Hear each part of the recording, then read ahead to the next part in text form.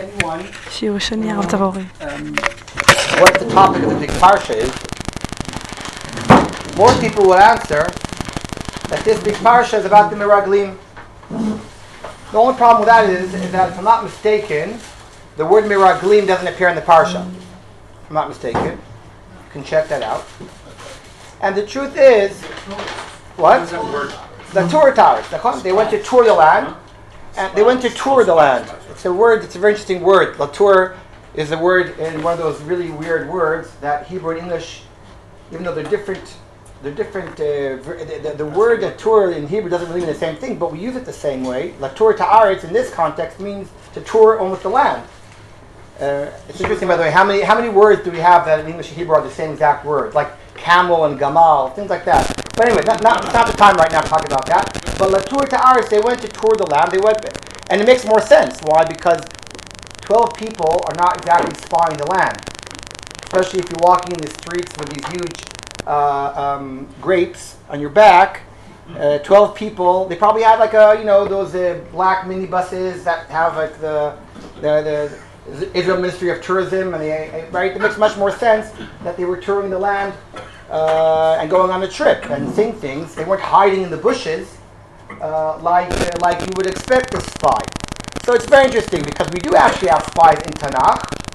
Later on, Yehoshua, in this week's Haftorah, we will read about how Yehoshua does send Miraglim. And Moshe, by the way, sends Miraglim. Moshe sends also Miraglim later on in the wars before the enter land of Israel. But especially the Miraglim of Yehoshua will really, that's where we really meet the idea of a spy who hides in the bushes literally and hides by Rachav and tries to check out the enemy, and the enemy finds out where they are and they escape and they run. It's like a little, you can make a little television series there about Rachav and the Yehoshua spy. It's actually quite an interesting little thing going on there. That's spies. Those are real spies. But the spies of the Chumash, not exactly. I'm not so sure what exactly they were spying, in the sense that they were obviously walking around for 40 days, for 40 days around the country, 12 people. So, not exactly sure what they were doing, not touring, right. However, we do call them the spies, and we do know that their job was to bring back information about the land of Israel, information that led to people to led to despair, that led to the Cheta Miraglim, which we are not very sure what the Chet was exactly. Many Mefarshim and Darshanim tried to explain what exactly was the motive of them to deliver the way they did, what did they exactly do wrong if they did. They did deliver their information that they saw, right? You don't expect them to lie. If they saw fortified cities and they saw Anakim, they saw giants, so surely it's their responsibility to give over that information, which they did. Yeah, they got scared, they got nervous, but wasn't that their job? It could be that there are many answers. This is not my shir right now. Many people, I'm sure in Shul Shabbat, people talk about it again and again. It could be that part of the answer goes back to my question, which is, what was their real purpose as spies? You don't send the heads of tribes, the leaders, to spy necessarily, right? That's not their job. They're the leaders.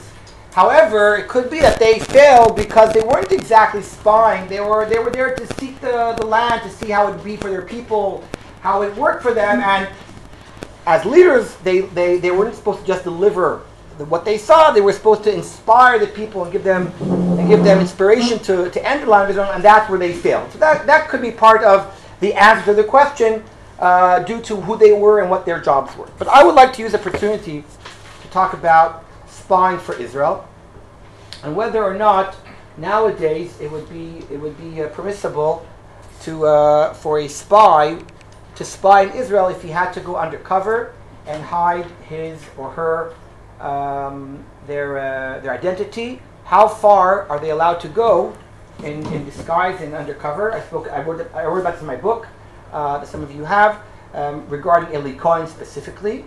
But the question, of course, is not only about Eli Cohen, but it really is about all Jews that would have to go undercover in order to in order for to spy or to be an undercover agent? How far could they go halachically, religiously, as if to break halacha for that purpose? Yes.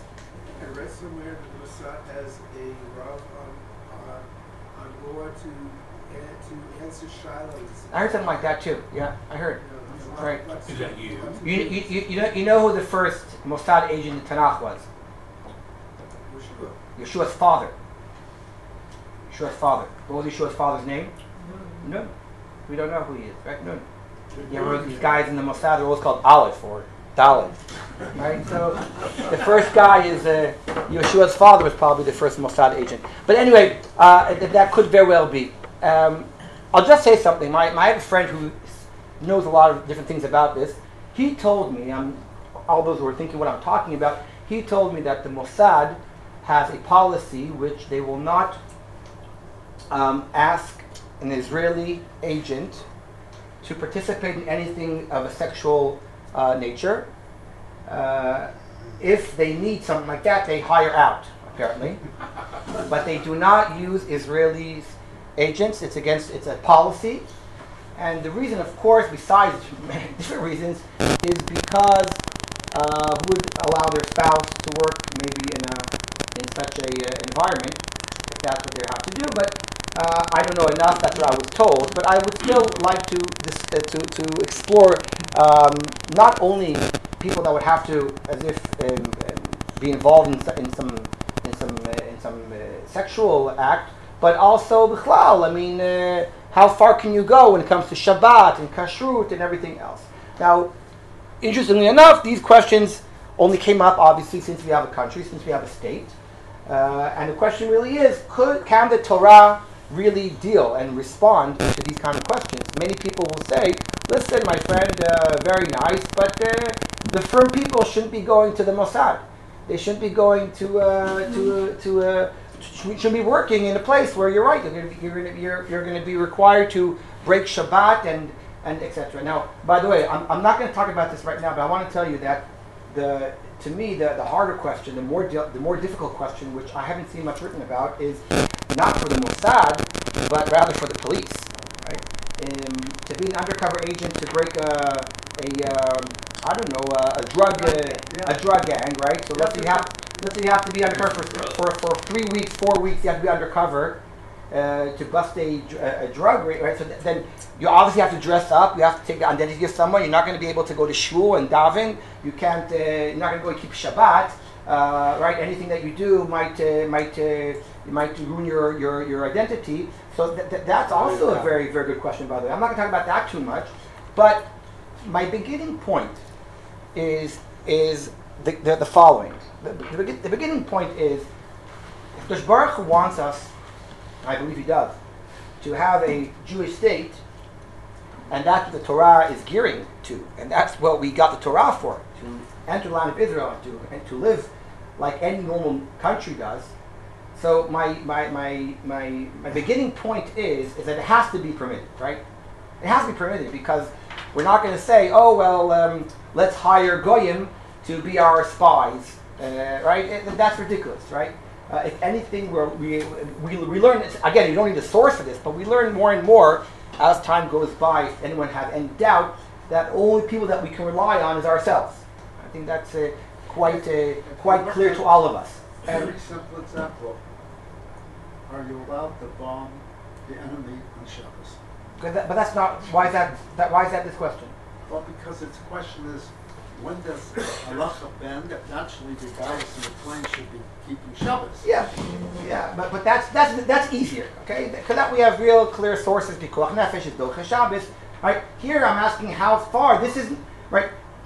Pikuach nefesh is a term that we use usually when something is quite direct in front of us, or even if it's indirect, it's still in our surroundings.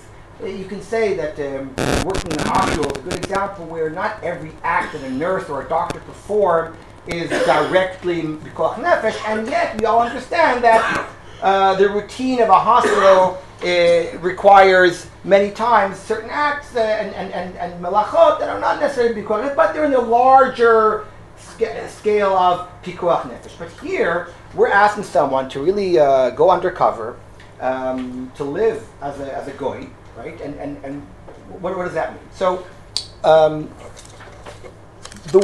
there are two tshuvot that I know of that dealt with these questions directly. One was Rav Goren.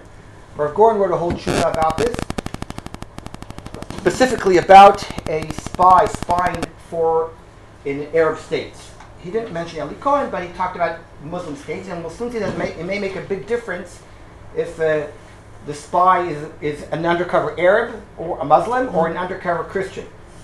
We might say that there might be a major difference between which religion you are trying to infiltrate and to go into. Maybe that's why Baruch Hu did put us in the Middle East, so to make things a bit easier. But there's another tshuva, which I'm not going to talk about too much today, maybe at the end, which is about committing suicide, specifically about spies who are caught. This question was regarding spies who are caught. Are they allowed to take their own lives? And that was a tshuva that was also written specifically about cases that happened. There were a few guys, and if you remember the stories, I mean, you go back to Neely, to the days of Neely. What was her name? You remember? Sarah Aronson, who worked for Neely. Neely stood for Shaker. The first spy ring was Mamash a spy ring who spied for the British and helped the British in World War I come into Israel. Which, by the way, whenever I think about that, I always remind myself of the Ramban, Parashat Vayishlach, who the Ramban says Yaakov calls Esav to come to Israel, right? Vayishlach, and the Ramban looks at that in a very negative way. Yaakov, why are you calling Esav? Leave him alone. The Ramban says this was this was Maseh Avot Siman Lavanim, that the Jews called the Romans to fight the Greeks. We brought the Romans here. The Ramban says we asked the Romans to come help us fight against the Greeks, and of course that ended up pretty badly for us, right? So Neely brought the British here, which didn't end so good for us either. So sometimes it's our own. Well, you can talk about the historical. That's the whole story. In Tanach, you see this all the time, that the Navi comes out against that we do all these calculations. Right? Oh, we'll call it Ashur to help us against Moab, and then who knows what next thing is? Ashur is against us, right? So we call Ammon, and then Ammon is against us, right? Sometimes it's interesting politics in the history of our people. But anyway, going back to Yaakov, what was I talking about? Neely. Thank you. About Neely. So Sarah Aronson, who was really one of she was a woman who was really a brave woman who was involved in this spy ring. She took her own life. She shot herself when she was caught by the Turks. And then, but then there were later stories of people who took their own lives. You know about Meir Feinstein, Moshe Barazani, who committed suicide in the jails of Yerushalayim, the Lechin, Etzel fighter. There was stories about guys that were caught in Syria much later in the 50s. Who were caught, and they killed themselves also in a jail in Syria. So unfortunately, these stories did happen where people were caught and they committed suicide. And these questions were all a little bit of a different question than my question about spies. But my question really is about how far can you go to protect your cover? Yeah. There was a lady, a cousin of Aronson. She was born in London in 1930s, and she grew up in England, and she joined the MI5. And really? She died last year in Nofei Yerushalayim. And what happened was she ended up in Egypt working for the MI5, and she found that her parents were still alive in Israel, and so she asked for chofish, and the officer gave her chofish. And then the commander said, well, why does she need chofish? Where's she going? She said, she had to go to Haifa. So she said, what do you mean she had to go to Haifa? She got family in Israel? Anyway, she found out and she never came back, and she lived here. Interesting. Her name is Eshit. Okay. Thank you. She wrote a book. It's wonderful. There was one woman, by the way, who was a firm lady that worked for the Mossad. She also became famous. She was an Eichmann. When they got Eichmann, there was a firm, I think she was even a Haredi woman. There's a whole story about her, that she was the one who took care of Eichmann, as if she was like the lady that was when they hid him, and when there were a few days between when they kidnapped him until they brought him to Israel. They had him in a safe house, and there was the team. One of the team was a woman, was a frum woman. They once wrote about her, a whole article about her, that she was a frum woman working in the Mossad. Okay, let's start from the beginning. Is a person allowed to save himself bichlal, by portraying himself as a Christian? And this was the question, of course, that came up with the Holocaust. Can the person change his identity as if to because he wants to save himself? Now we know that the three cardinal sins, right? One of them is, of course, Gilui Arayot and Shfichut Damim, and of course Avodah Zarah. You're not allowed to save your life by breaking one of those three sins. We know the source for this is the Gemara and Sanhedrin, and just we'll go through the source really quickly. What is the source teaches us that you're not allowed to kill someone in order to save yourself?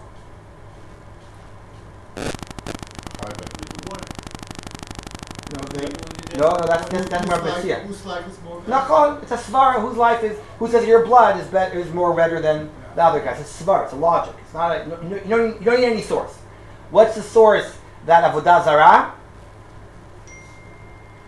You're not allowed to worship Avodah Zarah to save it. If a person puts a gun to your head and says, I'll shoot you, or I'll kill you if you don't worship Avodah Zarah. How do you know that you're not supposed to worship Avodah Zarah? Because it says, "Ve'aftat Hashem Elokecha b'chol levavcha u'b'chol nafshecha." The Gemara says, "Afilu natelat nafshecha." Even if you take your soul away, you must love God with all your soul. Now it's obvious that this is more like a, I'm not sure the chicken or the egg here, which came first, right? But this is the source the Gemara brings. And lastly, what is the source that for adultery, you must not commit adultery to save your life? The Gemara says, when the Torah says that when a man is running after a girl to rape a girl, it's just like murder. So we see that the Torah itself compares murder to rape, to adultery. And therefore, those three sins are the only situations in which... Adultery are not the same thing. So we're talking about the rape there is rape that is an adultery rape. Neshis ish, or... And if it isn't that? So it's not. No, well, probably not. That's a good question. I'm not going to right now. It's a very good question. Tosha talks about this. What is adultery, right? How far do you take adultery? Is it with an animal? Right. The Gilui Arayos, is it with an animal? Is it with homosexuality? Is it a woman's a nida? Not even Eshes Ish, right? Is a nida an erev or not? It's a big machloket Rishonim. I'm not. This is not my topic right now, but it does touch, by the way, upon my question a little bit. So you're right to ask that question, but maybe we'll talk about it in a few minutes. So I want to talk right now about Avodah Zarah, first of all. Okay, let's talk about Avodah Zarah. Is a person allowed to dress up as a priest and go into a church and say Hail Marys and dress up and do whatever Christians do in order to protect their lives, right? If they're in danger and they're going to become a Christian to save their lives. It's only play acting. Oh, so that's a good question. Play acting, role play. Is there a difference, right? If guy, we all know that if a guy comes to you and puts a gun to your head and says, "Bow down, or I'll shoot you," you're supposed to say, "No, don't say shoot me." Don't say I won't bow down, right? You remind me of a great story. It's a true story of my friend sits in the basement for Gior, and he said that there was a woman coming from Eastern Europe. I think Russia or Ukraine, and the basement put her. They ask her questions to see if she knows the material to become a Jew, and they say to her, "Tell me, what happens if a person puts a gun to your head and tells you, break Shabbat or I will shoot you? What do you do?" She goes, "I shoot him first. I kill him." They said, "What do you mean?" She said, right? So then the guy said, no. He says, "Make me a cup of tea, or I'll kill you." Right? She said, "Make a koshlishi." Right? They couldn't get out of it. They're like, they wanted the Yarek Val Yavor question. It was very funny. Anyway, so going back to our issue, everyone knows that to put a gun to your head and say bow down, Avodah Zarah, you're supposed to say no. However, what about dressing up, playing as if you were doing it? Is that Yarek Val Yavor? So look at Shulchan Aruch. Asur le'adam lomar שהוא עובד כוכבים כדי שלא יהרגו. A person is not allowed to identify himself as an idol worshiper in order to save his life. However, אם כדי שלא יכירו שהוא יהודי משנה מלבושו בשעת הגזירה, מותר. Meaning, you can be passive. If you dress up as a goy, wear clothes like a goy, meaning take off your strimal or your white shirt, I guess, dressed like I am right now. I don't know what that means exactly. Take off your kippah, take off your tzitzit, dress in a way that would, walking the street, people will not identify you as a Jew. That's okay, because you're not actually saying, you're not proclaiming, you're not making a declaration, you're not declaring that you're not. The Ramah says, "Ve'af agav de'asur lomar shu bekochavim, mikol kom yichol lomar lem lashon d'mishtamea litrei api." So he's a bit more lenient. The Ramah is maybe a little bit more aware of situations in Jewish history where people really have this dilemma, and he's a little bit more lenient about this and saying, "Listen, you can you can play shtick, almost like when Yaakov says to Esav, right? We all know, did Yaakov lie to Esav and did Yaakov lie to Yitzchak and say, I'm I'm Esav? No, he said, Ani Esav b'chorecha, right? Esav is b'chorecha, right? Some kind of shtick, use your cup to somehow say something that doesn't necessarily mean, exactly what it means. ויכוון, והוא יכוון דבר אחר, והבן כוכבים יבינו שהוא אומר שהוא כוכבים, והוא יכוון דבר אחר. You have your intention, and you play shtick with a guy that make him think that you're something else. וכן, אם יכול להטותם, שהם סוברים שהוא בן כוכבים, שווה. So again, he plays a little bit of a dangerous game in the Ramah. The Ramah says, listen, if you can trick him, if you can play shtick, you're allowed to. I think the Ramah, one could argue, I don't know enough about this, that Shulchan Aruch, Rabbi Yosef Cairo wasn't really exposed so much to these dangers. Maybe the Ramah was a bit more, and he's a bit more lenient about this. V'chol ze lo shari rak kom sakana, obviously. Aval shlo kom sakana, for example, to going through Meches, he says here. You want to somehow smuggle in tax and not pay tax, that you can't pretend that you're a goy. But for danger, you're allowed to play some shtick. Okay, so the Ramah is a bit more makel. Now, as you know, poskim discussed these questions during the Holocaust. I think there's a big gap, by the way, between what people did and what actually people said you should be doing. It's not my topic so much, but many Jews, we know, hid themselves in monasteries and churches and had ID of Aryans and... Okay, so now you can think, wait a second. You're right now going very quickly between Avodah Zarah and Christianity. Is that so simple? Is that so clear that Avodah Zarah and Christianity are the same thing? And that is a huge question. It's huge, right? Because if we claim that Christianity is Avodah Zarah, so all this would apply to the Holocaust, that you wouldn't be allowed to protect. It would mean that you can't try to save yourself by practicing Christianity. Yes. I'm reading about somebody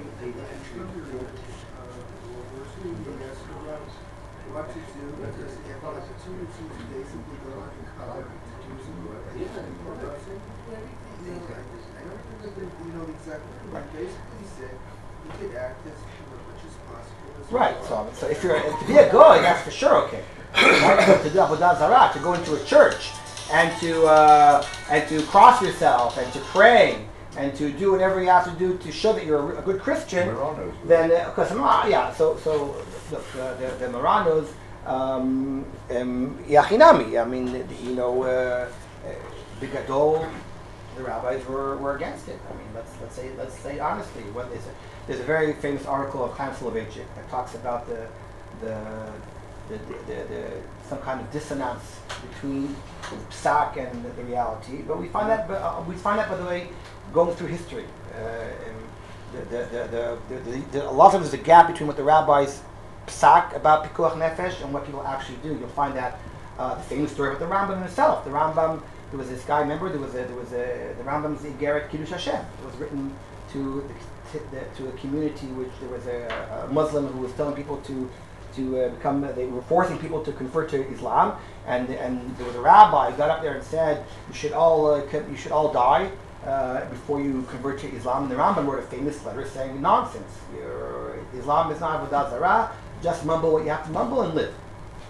So who was right here exactly? It's not so clear. The Rambam seems to contradict himself in other places. It's not such a. These questions unfortunately came up throughout Jewish history, and there was a lot of times a gap, I would say, between the halacha and the reality, and I would say even what the rabbi said, Bashetach. That's Chaim Soloveitchik's article about Chassidut, about the rabbis of Germany, the rabbis the Rishonim, who he has two articles even about this. So these are interesting questions. What I want to talk about right now is that the Shulchan Aruch is very clear that you can't save your life by doing avodah zarah. Now, as I said, our next question is Christianity avodah zarah? So as you know, I'm sure you know, that the Rambam was adamant that Christianity is avodah zarah. He was, and what's amazing is that not everyone agreed with him, and yet, till today, I hardly can find anyone that has the guts, as if, right, has a dare to go against the Rambam about this.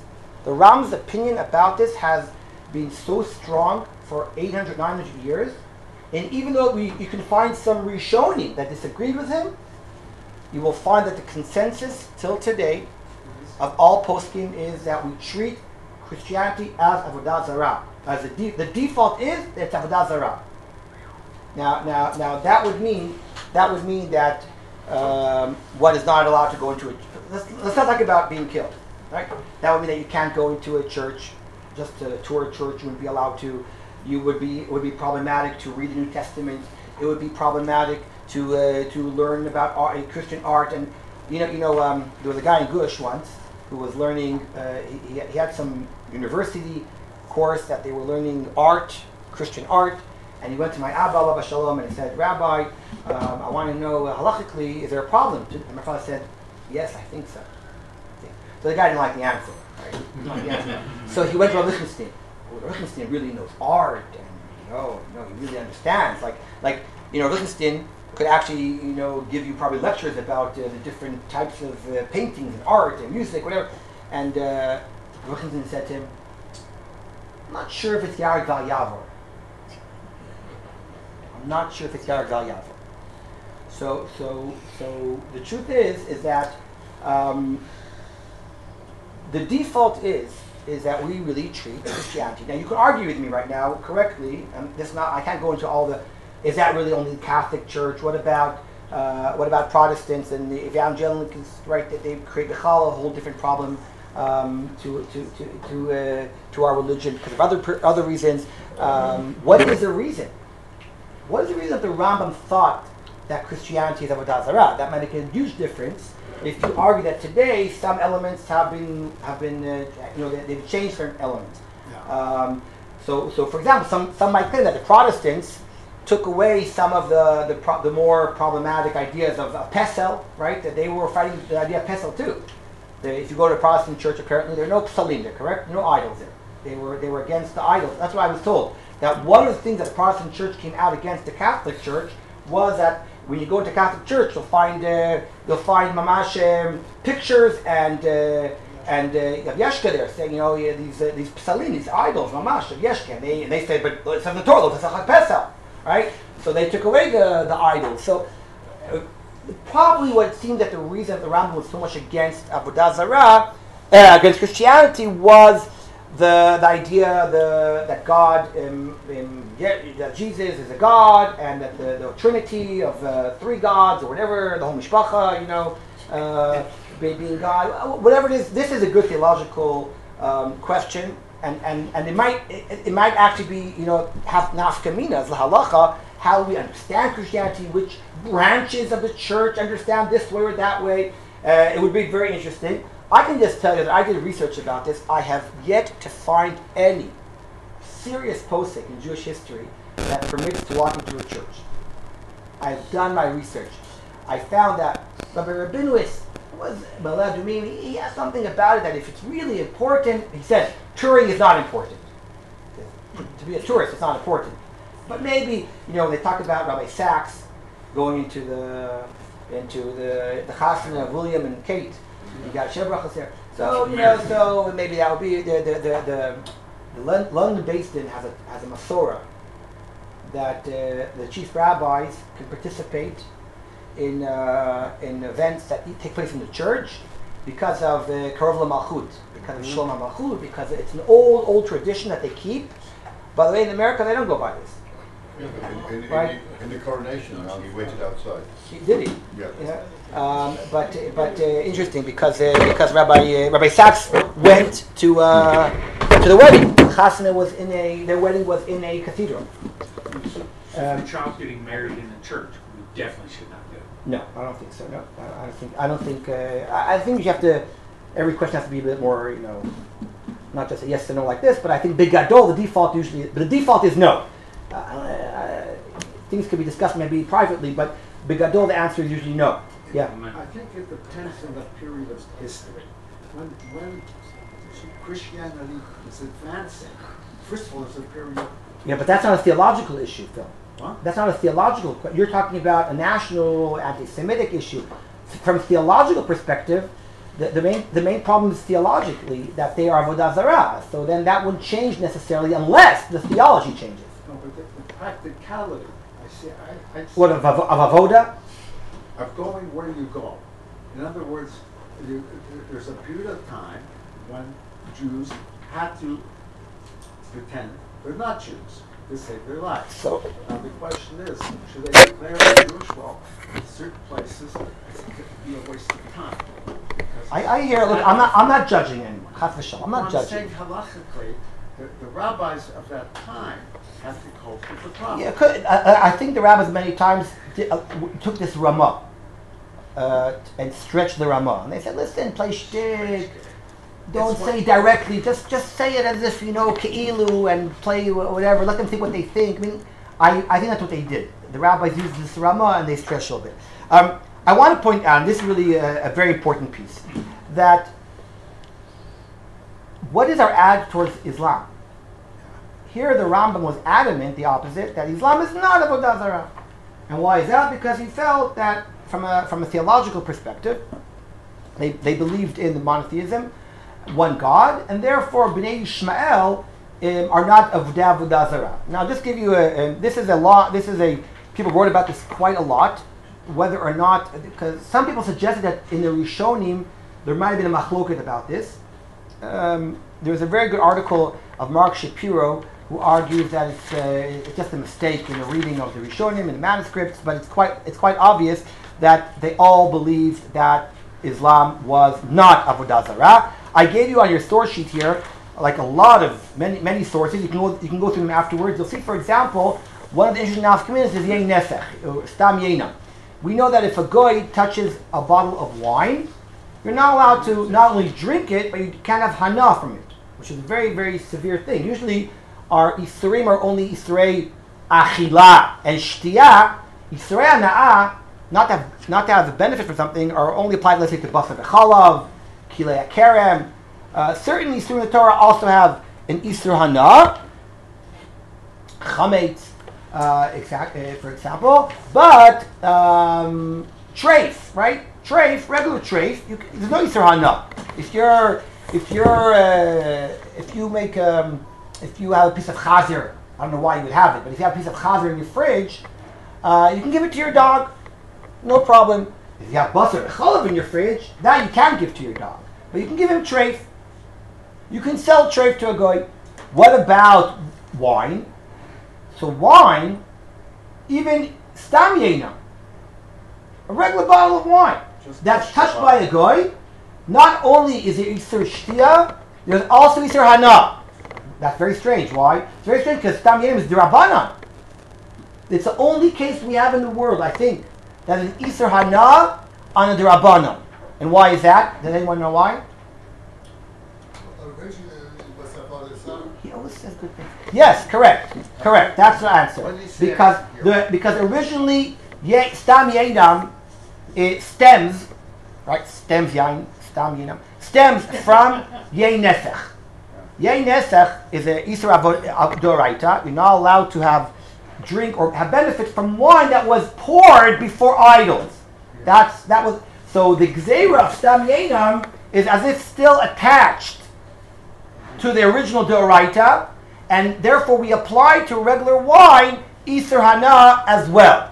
However, that's only to wine that is Avodah Zarah, touched by Avodah Zarah. But if it's a goy that touches it, who's not Avodah Zarah, the wine is still Asr B'Shtiya, but is Mutar B'Hana. Why? Because the real Isser for Yein Nesech is Avodah Zarah. But the real Isser for Stam Yainam is intermarriage, Chatanut, just like Bishul Akum and Pat Akum, and therefore the Isser still applies even if a goy touches it, but then it says the regular Rabbanan, which means that you can have Hana from it. The Rambam says explicitly, and you can see it in front of you, right in the source, he says, second line, Kol Akum, She'ino Oved Akum. I love that. I love that line. Because the word Akum, what does the word Akum mean? Oved, Kochavim, Medlot, in other words, an idol worshiper. But it became a word to describe every goy. But that's not fair. Why? Because sometimes, halachically, it makes a difference if the guy is a goy, just a goy, or Oved Avodah Zarah. Yeah. Like in this case. So it's interesting because it could be that this is the censorship. The censorship changed all the time and made messes of the Rambam. But here, it really should say V'chen Kol. It should say V'chen Kol Goy or Ino Yehudi. That would make much more sense. Sheino Oved Avodah Zarah. That would make more sense. Kegon Elu Hayishme'elim, which are the Muslims. Yeinam Asul B'Shtiyah Umutar B'Ana'ah. So you see from this Rambam explicitly that the Rambam held that the Muslims are not Avodah Zarah. Yes. But a firm Muslim wouldn't be handling wine. By the way, if I'm not mistaken, that's a myth. I think. I'll tell you why. No, it's not. It actually happened. I see it in Rami Levy sometimes. I see it when I buy wine. No. But I think they don't know what they're talking about. Wait, the closed bottles is definitely not going to be a problem. No, for them, not for me. For them, I'm saying. The question is, if you ask a rabbi, if you ask a Muslim rabbi, you ask him halachically, what does it say in the Shulchan Aruch? Is a Muslim allowed to work in the checkout counter in Rami Levy and pass the wine through the thing? I think it's muttered by them. They just some of them are machmir, but I think the chumrah is made up, but I don't know. It's a sealed bottle anyway. So no, again. But in Dubai, they serve liquor to them. Yeah, I mean, Dubai, their god is money. I mean, that's their god. Islam comes second. The first is the god of money. According to them, they can't drink wine, so they're not going to be really handling it or dealing with it. Yeah, but I don't think they have an Easter to pick it up and move it. There's no Easter in the Shulchan Aruch like that, if I'm not mistaken. But you know what? It's a great question to ask. I don't believe they have a real Shulchan Aruch anyway. I mean, I think they make it up as they go along. But Seder, I mean, Quick yeah. question. The wine we're talking about, that's an open bottle, correct? Okay, so I don't want to go through right now. You're asking a great question.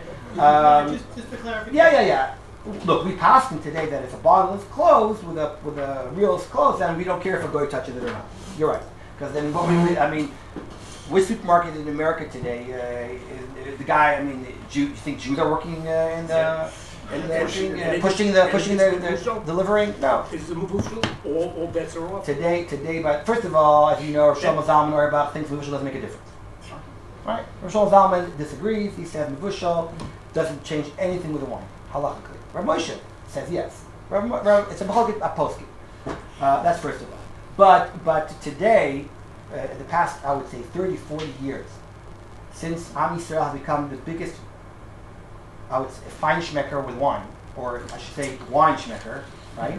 We become such feinschmeckers of drinking the boutique wine from this and this place. I mean, I'm sorry, I know people are a bit older than I am here, but I mean, it's just like when you were a child, when someone offered you a cup of tea, it was made out of tea, right? It was just one tea. right? And wine, there was just like what? There was like one wine, right? Right? And today, I mean, come on, you have to have your blah, blah, blah, blah. So Yain Nevushal is out because the wineries in Israel, who wants to buy Yain Nevushal? Goyim are not going to drink the Yain Nevushal. If they want to take them to around the world to all these shows and whatever, they'll throw it out. You boil the wine, you nuts. So today you won't find it as much as it used to. By the way, you won't. On McKenna, I believe Nevushals all their wine products. If it's the bottle's under a gallon, it's less than a gallon. Oh, yeah. Look, I don't know about America too much, but I'm saying in Israel today, you will find less and less and less wine that's Nevushal. That's Because people want quality wine, and quality wine can't be Nevushal. because I'm converting. But go to Shabbat. I wanted to bring wines. So I went to Osherad, and I asked this guy, I said, what should I buy? What's a good Mavushal brand? He was an older Frenchman. Wrong person to ask, right? He goes, no, this is not wine. he goes, buy the regular wine and let them open it. Okay. Beseder. So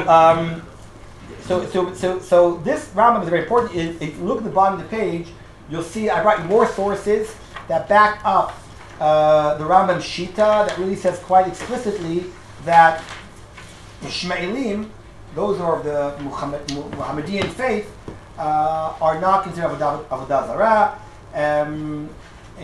This is also present in Rashba. Is this when he was living in Egypt? When? I mean, the Rambam. He lived in Morocco. He also lived in Egypt, but I don't know when he wrote this. But you'll see that on the bottom of the page. You'll see that the Rambam, the Rashba, Shulchan Aruch passing like this, and quite clearly the accepted psak. So we go to the next page. You will see a tshuva of Rav Adi Yosef, who really applies this psak of the Rambam as such an accepted psak that he brings a story that Rabbi Yitzchak Echon Inspector has a tshuva about Anshei Tzava Yehudim. By the way, it's fascinating. I would love to know exactly what the story is. We're talking about 19th century. Who exactly? In the Russian I army. mean, maybe early 20th century. So where exactly are we talking about that there was a group of Jewish soldiers? I don't know. The Polish army in the Russian Could be, okay. It wasn't very common, right? Anyway, the question was that they wanted to create a place to pray, and they said, oh, go into the mosque and pray there. They gave them. Which, by the way, is that I'm supposed to fly next week to South Africa for a few days for yeshiva, and in Addis Ababa airport, that's the only way to fly there right now. No. There is a Chabad little Chabad shul. It's the only airport in the world that I know, except Israel, where there is a synagogue in the airport. JFK is a synagogue or a prayer? A prayer room. Prayer room. It's for everybody. For everybody. It's got everything there. It is a synagogue. The only synagogue, not a prayer room? Okay, great. I didn't know. Next door to it is a mosque, and then next door to that is... Okay, I've never been there, but thank you. I'll check it out. But these prayer rooms are always very questionable. These prayer rooms, you daven in them or not? It's a good question. But but based upon what we just said now, Rabbi Yitzchak Elchanan gave them, said, yeah, go inside, daven in a mosque. Go inside the mosque. A mosque is not Avodah Zarah. You can go into a mosque. You can even pray in a mosque. Maybe that's a heter for us to go up to Rabbi. I don't know. But anyway, you're allowed to daven. Sorry? In the United States, Yeah. we went to, go to, let's say, a bar mitzvah, and it would be in a conservative shul. And the rabbis over there will take, who were Orthodox, who are from Orthodox, they say they didn't want to daven at the shul because they daven in the hallway. They wouldn't daven in the shul. So if you could daven in a mosque, Right. By the way, I've no doubt that the rabbis that said that was a political statement rather than a halachic statement. There's Slippery slope. It feels like I'm condoning this. It's much more of there's a famous letter of the Rav. Rav Soloveitchik was asked a question about a guy who wanted to hear shofar in Boston on Rosh Hashanah, and the only shul that he could go to, he told the Rav, was here shofar on Rosh Hashanah. The Oraita was a shul without a mechitza. Now, between you and me, please, I know I'm being taped. I better be careful. Mechitza doesn't appear in Shulchan Aruch. You know that. The idea of having mechitza in shul and davening with mechitza does not appear in Shulchan Aruch or in the Ramah. Now, what does that mean? I don't want to go to that right now, but that's interesting, okay? And Rabbi Soloveitchik said, better not to hear shofar on Rosh Hashanah than to go to a shul without a mechitza. Now, Rabbi Soloveitchik knew the halacha better than all of us put together, and he knows, right, Doraisa and what's not Doraisa, and Drabanan and not even Drabanan, and yet it's obvious to me that Rabbi Soloveitchik was making a statement at the time that he felt this was a very, very dangerous time for Orthodox Judaism, and therefore you have to put things in perspective when you get these kind of tshuvot and understand where they're coming from. I have a theory that you can go throughout all Jewish history and show how this, in every generation, there were certain issues that were so important to the community that they became out of proportion the symbol of the fight, argument, whatever you want to say, and even though it made no sense, but that it's like the bimas, the same idea of the bimas, same idea, how not davening in the shul with the bimah was moved. You know what I'm talking about? There were Front of the in 19th century when the Reform moved bimas to the middle of the Beit Knesset, to the back of the Beit Knesset, the front of the Beit Knesset, that was taken from the Reform. The Reform did that because of the church. And then Rabbi said that if you dare move a bimah in the shul, it's you can't daven in that shul. Which the Shulchan Aruch says explicitly that you can put a bimah wherever you want. The Ramah doesn't say that. There is some Shulchan Aruch Ramah, and the Shulchan Aruch says put it wherever you can hear better from. So Avad Yosef says that in the Sephardi shuls we don't care what the bimahs are. Then he says, but Acheinu Ashkenazim, they were fighting against the Reform. So for them, it does make a difference where you put the bimah. You see explicitly that it's quite clear. So you have to be careful, I think, with these statements, by the way, where they're coming from and learning them in the context. And to cut and paste, you have to be very careful about these. Anyway, but going back, most places have microphones anyway, so it doesn't matter. Yeah, but they might have a summit microphone. But anyway, I'm not going to look. I have a lot of sources here. I don't have much time left, but I do want to tell you that. This would seem, if we stop here and ask, okay, can you become an undercover? Can you work in Fauda, right? Can you, those guys that just went in to get the Chatufim were dressed up as totally. They lived there for a few days apparently, or something like that. They rented the apartment right across from the Chatufim. They were totally behaving like Arabs and Muslims, and if they had to recite their prayers, I'm sure they could have recited prayers. I have a son-in-law who's in a unit like this, but he says he's not one of the Arabs. He's not everyone dresses up. He says people think they're all like that. It's not.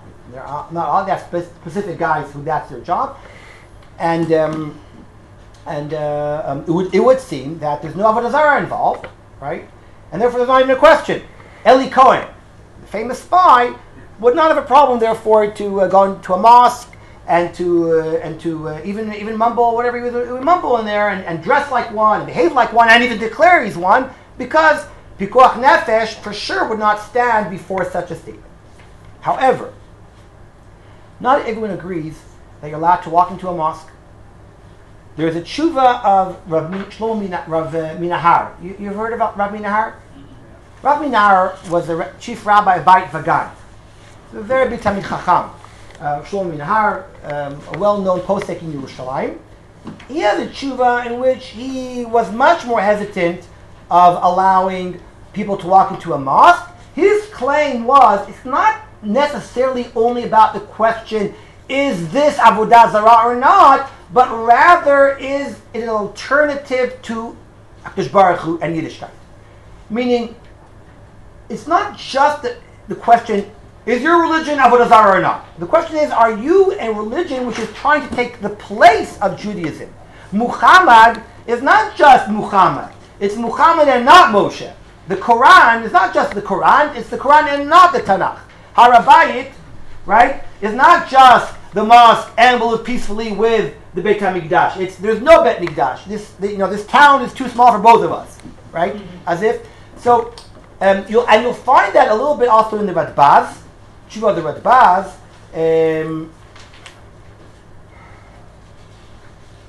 If you look on the third page on the back, you'll see that the Radbaz was very explicit about this. Look at the bottom of the page, please. G'dolam mizot, ani omer, she'im onsin la'avor, someone is forced, la'avor al achat mikol mitzvot HaTorah, be'omram she'ein Torat Moshe emet.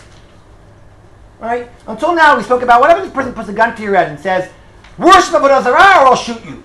But what happens if someone puts a gun to your head and says to you, just claim that Moshe's Torah is not true?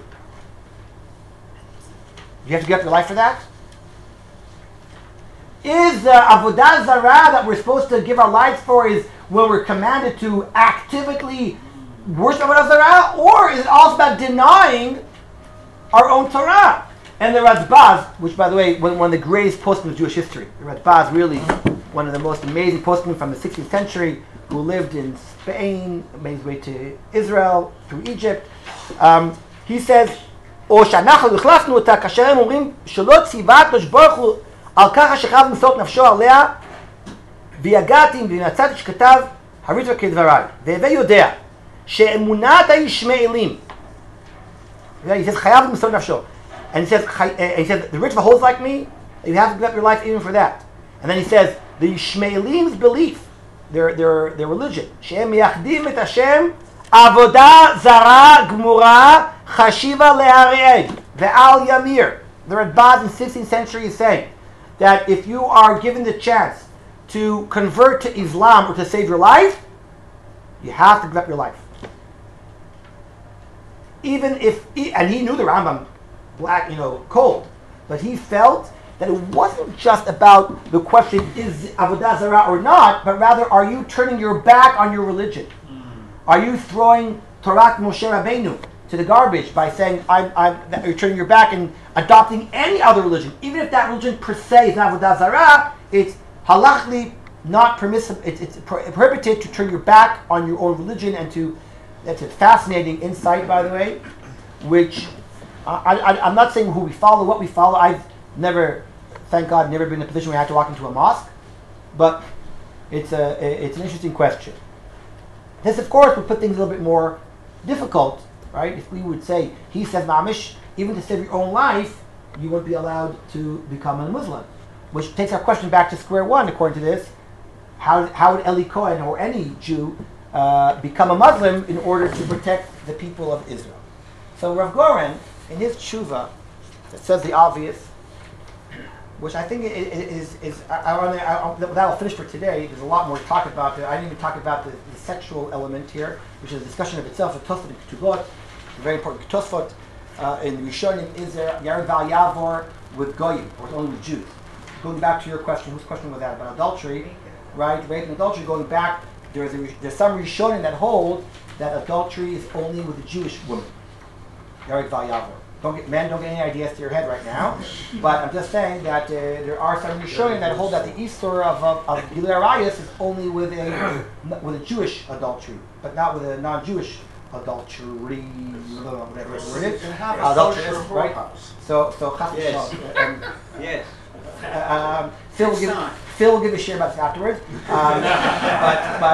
But this is a big machlokes Rishonim, which I don't know right now. Going back to our question. And this is, I think, the most important point.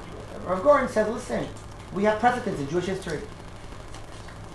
Yael and Esther were the ultimate spies in Jewish history, which really destroyed the enemy or gave information, wherever it was, hiding their identities. And both of them committed adultery. According to Chazal, Esther committed adultery, which is not right now explicit in the Tanach, but Yael is explicitly. So Yael might not even be Jewish. That's true, which complicates things. But Chazal for sure saw her Jewish, even called her a Nevi'ah, maybe to some degree, almost a Nevi'ah. And Yael and Esther, according to Chazal, that's what's more important. As you can see in the source in front of you on the last page, both of them are considered to be women of great valor who committed adultery knowingly to save the Jewish people. And the poskim took this literally to mean that if it's a danger, it's to save your own life, you can't commit adultery. If it's even to save your community, you can't commit adultery. But if it's to save the Jewish people, which happened in both the cases of Esther and Yael, then you're allowed to commit adultery. And Rav Gordon uses this as a historical precedent, halachic precedent, to permit adultery, kal v'chomer, perhaps to our discussion. Now I'll tell you what's interesting to me is that I don't know why he doesn't bring a third precedent, which I think is even more powerful, is Shimshon, right? Shimshon was like women, and he asked his parents to marry Plishtim girls, and they were very upset. Really,